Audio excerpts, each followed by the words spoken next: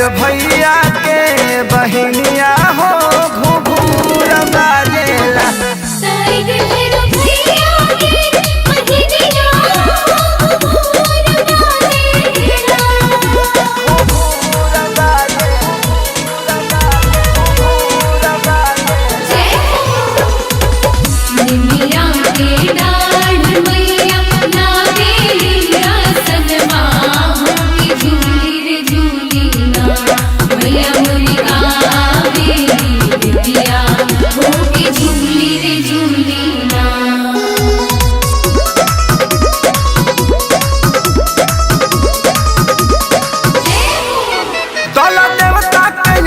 जगावेला गेहूं मंगल गिटिया गावेला लेके फुलवा मलिनिया आइला हो देवी मैया के मंडप सजावेला।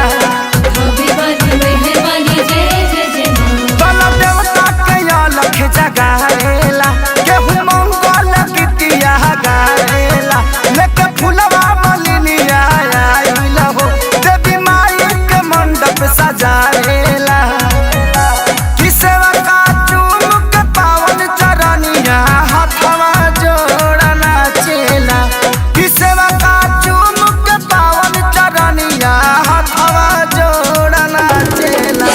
दयाली भैर भैया के बहिनिया हो घुघुर बजेला।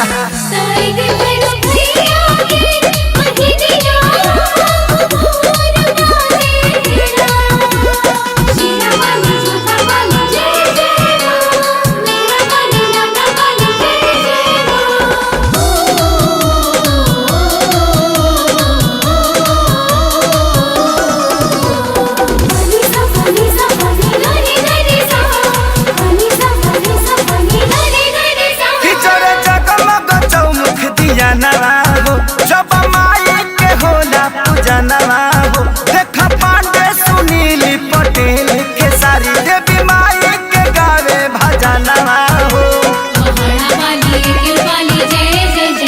चारे जगमग चौमुख दिया नवा हो जब माई के होला पूजनवा हो देखा पांडे सुनील पटेल के सारी देवी माई के गावे भजनवा हो।